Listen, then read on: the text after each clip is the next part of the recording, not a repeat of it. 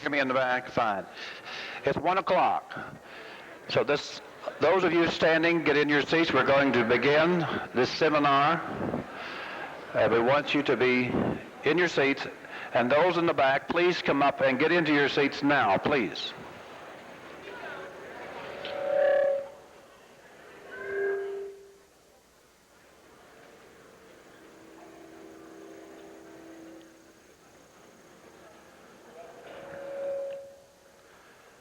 All right, good afternoon, ladies and gentlemen. It is now 1 p.m. and the 256th PSPS seminar is now underway.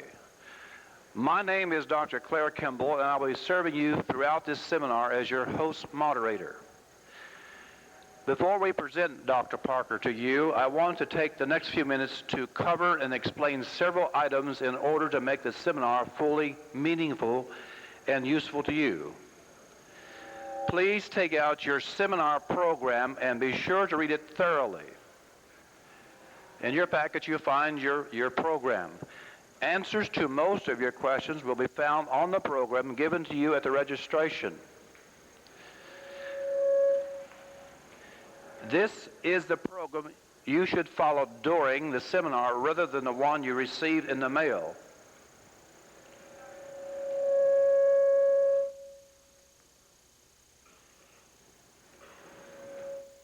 Pictures of Eye Care, GTO, and Woman Doctor Club will be at 3 o'clock today on this stage. The next item is very important. You new-timers, the first time you've been here, in order to learn how to apply the basic procedures taught at this seminar, all first-time DCs should go to the We Care classes, and the first-time CAs to the Eye Care classes. Please locate on your program these two columns of classes and attend them throughout the seminar.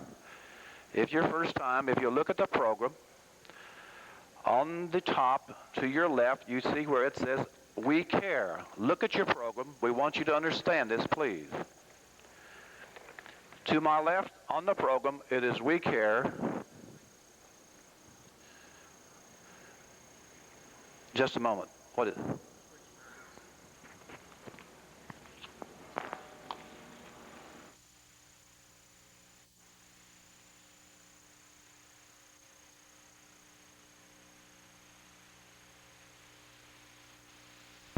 Look at your program up on the left-hand side. You see what we call the We Care. You first time DCs, follow that all the way down the line. It doesn't go across, it goes down. And the first-time CAs look to where you find Eye Care, and you go down the column. And stay in these classes. Don't venture into other classes. They may look very appealing, but we want to teach you these basic things, these basic procedures, and you can't get them if you leave these classes. So stay into these classes. As Dr. Jim wants to explain, these procedures that you need to be able to handle these principles back in your office. Number 4, there'll be a no-host luncheon for Logan graduates at 12:15 Friday in the outside of the Vita room. I don't pronounce that correctly or not. All interested need to sign the register in the late registration outside the grand ballroom. This is a number that we have put in this time. It's a number of single doctors and CAs have asked for a room where they can meet and share common interests.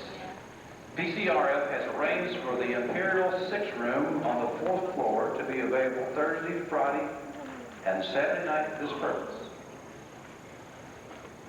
And it says single doctors and single CAs.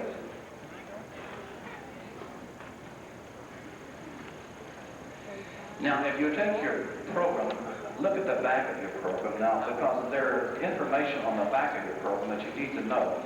I will highlight some of these so that you know what we're talking about. You have now in your possession your classroom materials. That's your read cases and Hache cases and so forth. Now, this is your property and is your responsibility responsibility to make sure it's taken care of. Now keep these with you at all times. At certain times we'll break, especially at 6 o'clock this evening. Do not leave this room and leave anything in this room, because this is your material. This room will be divided into classrooms, and you don't want to leave anything in here. But if you happen to forget something, you can check at late registration. We hope you'll pick it up and take it there, or you'll have to go to housekeeping. You have been given badges to wear. We want you to wear the badges.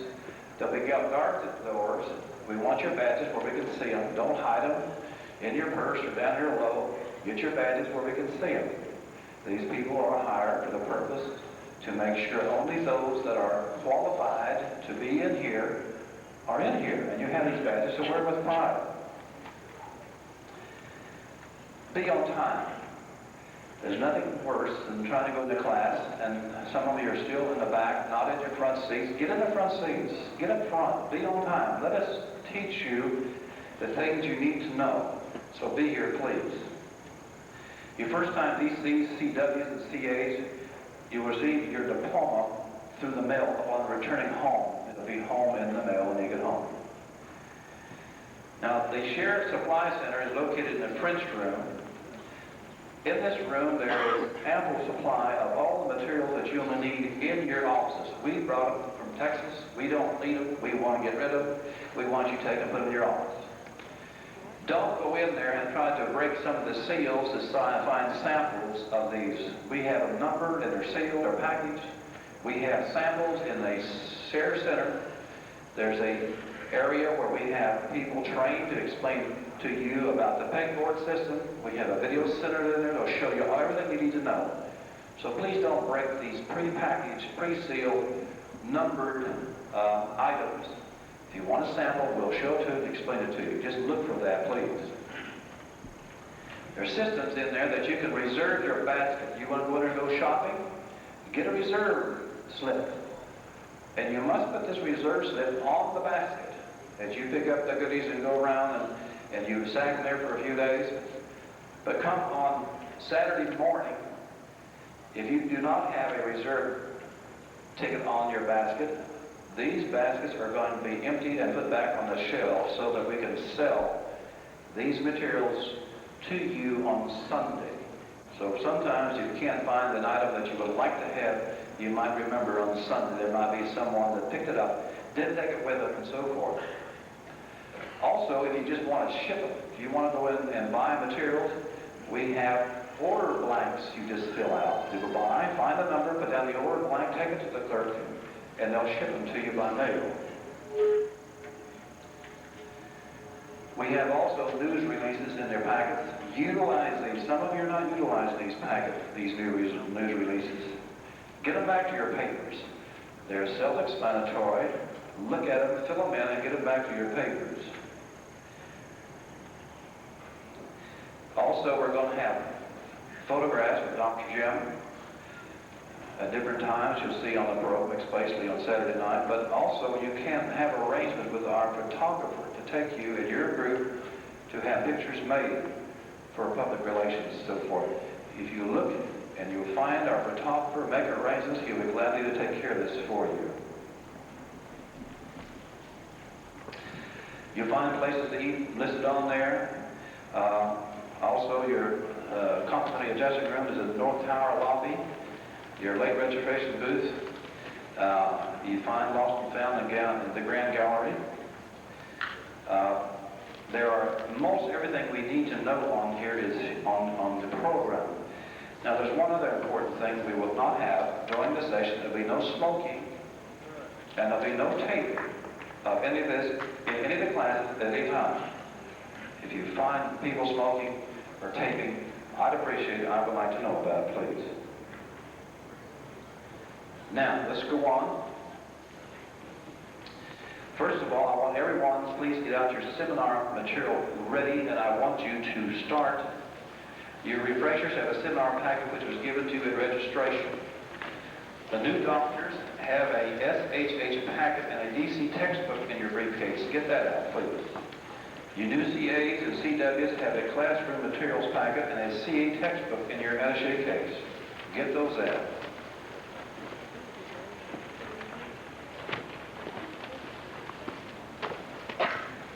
please take out, there's about 5 items. Number 1 is you take out the first 5 sheets of your packet, which is the first one is called the Infant Oneness. It looks like this I'm holding in my hand.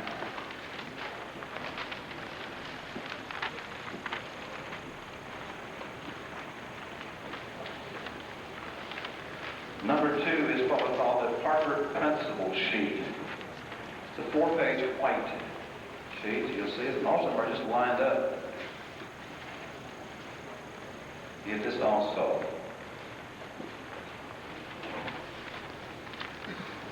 The next one is a goldenrod color. It's a B2.5 sheet. It looks like this. Get these out. It's got 4 pages to it.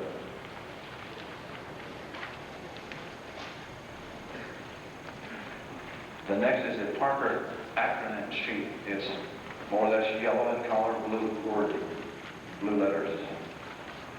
Looks like this. They're together, I believe. And then the Parker laws, it's a beige in color. It looks like this. Get these out. Parker laws.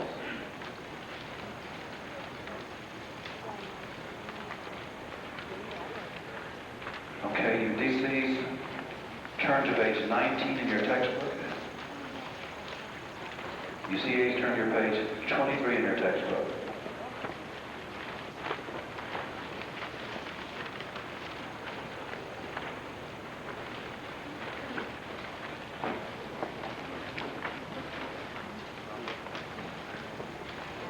Now at this time, I'd like to introduce to you Dr. Bill Brown, Vice President of the PCRF, who will lead us in the Pledge of Allegiance and the National Anthem. Dr. Bill Brown, please.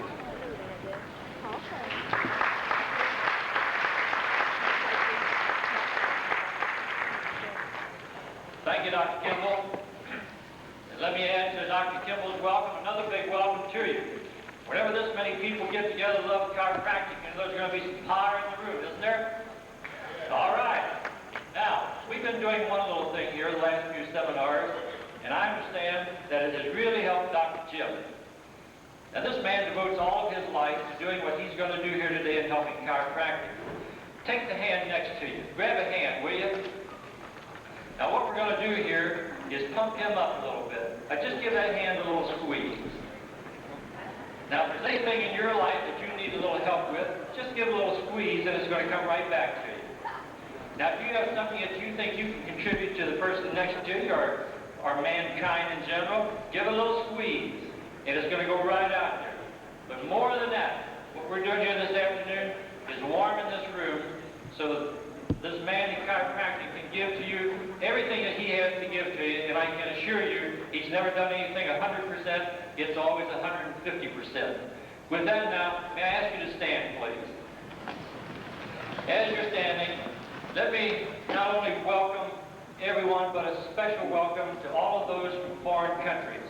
As we do our Pledge of Allegiance and sing our national anthem, we recognize, of course, that it's not your Pledge of Allegiance or your national anthem, but we ask that you be in the spirit of your country and share in this with us as we, with hand over heart, join in Pledge Allegiance following by everyone singing our national anthem.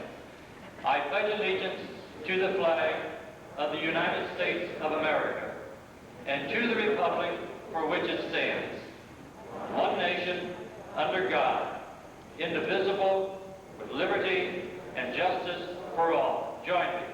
Oh, say, can you see by the dawn's early light what so proudly we hailed at the twilight's last gleaming, whose broad stripes and bright stars through the perilous fight, o'er the ramparts we watched were so gallantly streaming, and the rockets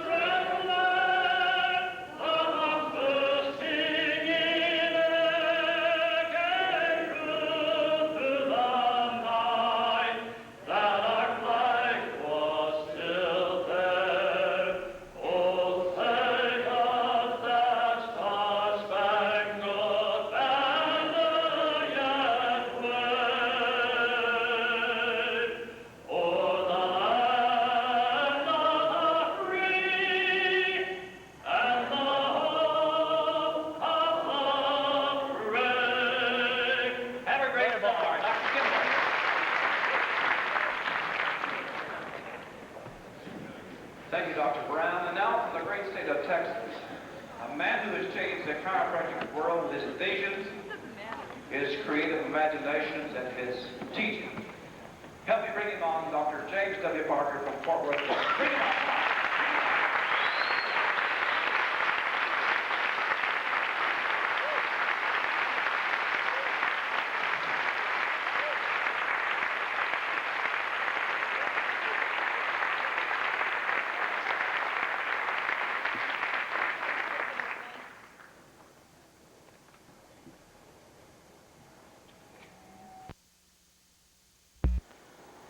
Good afternoon. You can hear that. How many of you in here are here for the first time? May I see your hands? Good. Let the rest of them welcome us here, will you? Let's give them a welcome.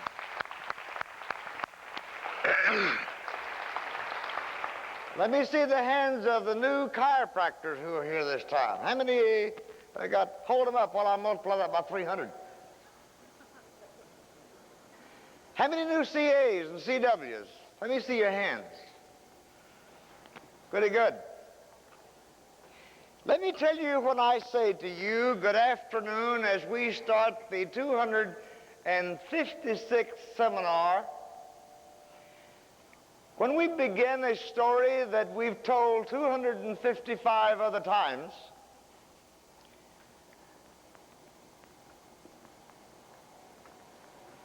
then we want to start from a beginning, from a launching pad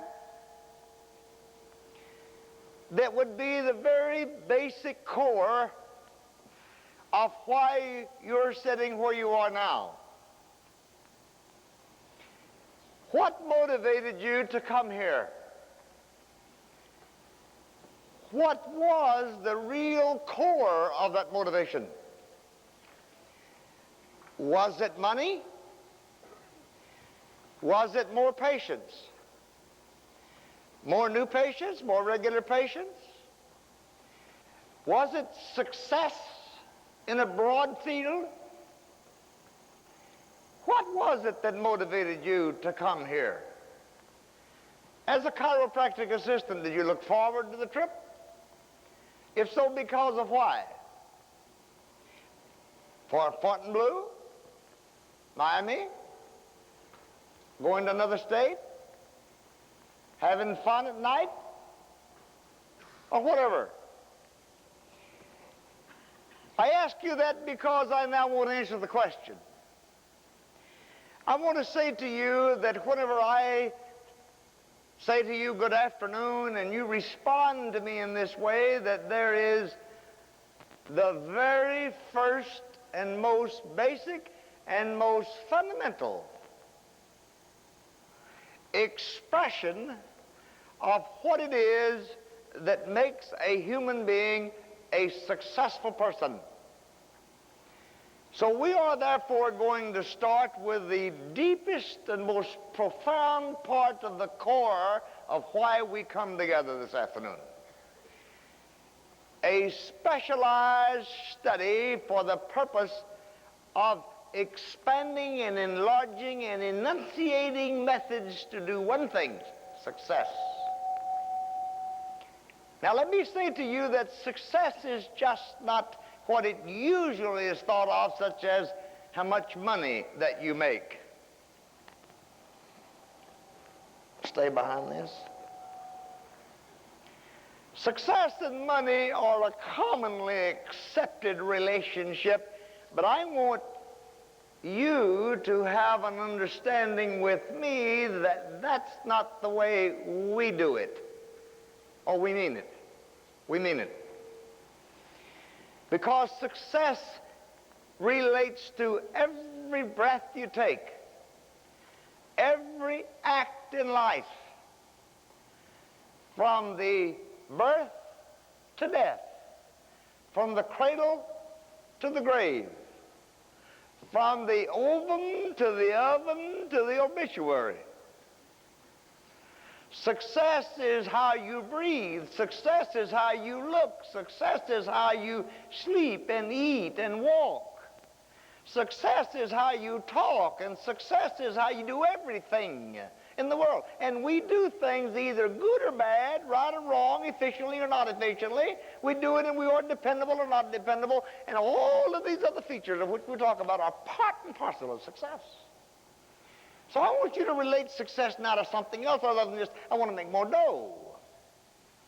Because whenever I say to you, good afternoon, and you respond back to me there, in that way there is something very deep within you that spoke to me, that spoke to you.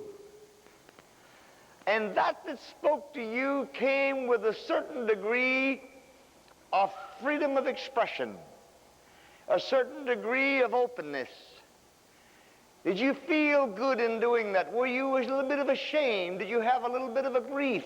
Did you think that your neighbor might laugh at you because you were silly? How did you look upon life the moment you said good afternoon? Well, why should I say good afternoon? Stupid, he can't hear me. What was that game that played? All right, now, let's take that fundamental and go another step.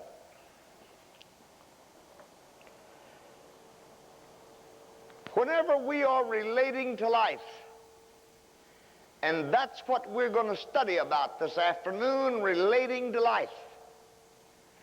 When we are relating to life, then when we say good afternoon, good morning, it's the same kind of knowledge and ability in relationship as when you chiropractic assistants say, by looking up at the patient and saying, Mrs. Brown, that will be $87.50 for today. And the eyes go down, and the hand is on the receipt, and the other hand is on the top of it. And while the eyes are down, you say, will that be cash or check? And you'll start writing the receipt. Now, you do not do it the other way around. You do not talk down and then look up when you say cash or check. Because if you look up, out of 10,000 tests we made, we found out that a large percentage of them will say, just send me a bill. But we found out that if you said, will that be cash or check, and the head went down this way, that the individual would say, well, I guess a check. Or here's my insurance, or whatever our world now in 1981 might give. But nonetheless, the inside that said the words, the inside that said cash or check, the inside that said good afternoon, the way you felt inside, we have a way to describe it. Faith, confidence, and belief in your products, services, and ideas. What kind of conviction do you have? What kind of self-confidence do you possess? What kind of belief in the good that you do as a chiropractic assistant, as a chiropractic wife or husband, as a chiropractor? What is that basic faith, confidence, and belief that you own? That is what tells the story. Because, and this is the ultimate of this point, it is not whether my voice rings with a rhythm and a symphony that's like the songbird in the treetops when I say, good afternoon. It is not whether it's high or low or squeaky or not, even though, yes, those do have a part and have a bearing, but it is the feeling projection. It is the language that we talk to people with in our feeling that goes forward far more than the tone or even the words. It is the feeling projection. So this means to us that this afternoon we're going to evaluate a certain area of success called inside the skin. We're going to evaluate life as it goes along from the cradle to the coffin. We're going to evaluate life from the beginning to the end. We're going to begin to think about how we're going to relate to life. We're going to study what goes on inside the skin. We're going to study it from the physical, mental, and spiritual plane. We're going to learn what it means to have professional expertise, scientific serendipity, and personal charisma. We're going to learn what it is to develop a certain mystique of personality that makes an individual fall into your path and into your recommendation. That people come and people like you and people like the clinic and they like the feeling they get from the CAs. And whenever they begin to have this resonance and this rapport, then these people get well better. They get well faster. They refer far more, and they pay much easier. So that's the base of which we come from. Now let me say this to you. My name is James William Parker. Now I want you to tell me loud and clear in this little game, what is your full and complete name?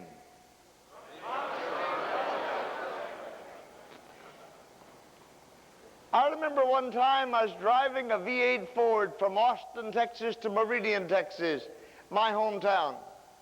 I was driving it for a fellow named Carl L. Lovelady, the state senator from our area, who had been our county judge, and we elected him state senator. I'd help him nail up his picture on telephone poles. He got me a job as a page boy in the Texas Senate, and I was going to the University of Texas.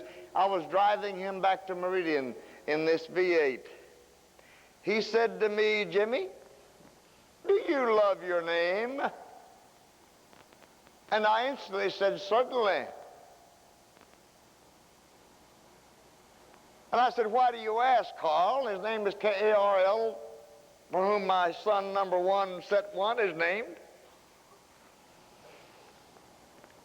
And he said, well, you know, I was raised in Clifton, Texas. My father was the local drunk. When somebody said something about Carl Lovelady, I knew that it represented that poor little old hungry kid whose dad is the local drunk. And I felt inferior, and I felt ashamed, and I felt grief. And I had all of those things I wanted to hide, and I went behind buildings. And I walked with my head down because I didn't have any outwardness. I didn't have the confidence and the faith and the belief to look out to the world and be proud. So he said, that's the reason I asked. I drove on at top speed of 40 miles an hour for a few more miles, and I began to think, well, why shouldn't I love my name? I'm the fifth of 5 kids. I know I'm legitimate. My mother and father are both good Baptists, so we're bound to go to heaven. But then I began to think. I was raised in poverty. An old outhouse, a lamplight. All of that was my world until I got into college the first time. And I was ashamed. I was with somebody who would call me Francis White, because that was the name of the individual who lived on Main Street, in the big house on Main Street. We now have a country home next door to that house. And I wish that that could be my name. I wish that my father could be a rancher. And I began to realize that I really wished I had another name. And that I really realized, and after further conversation, Carl explained to me, and he had double majored in psychology and had a master's degree from Baylor University, and he said, to the degree that you love the qualities inside yourself that comes from loving your name, do you have the ability to relate to life? So I began to examine that. He told me to write out my name like an executive and pour love out on it. He told me to learn to appreciate it. He told me to look up people's names that were the same as mine that I admired. Parker Penn, William James, William Tell, all of those sorts of things. And today it's turned around, the other way around, and I like the name James William Parker. I like his bank account.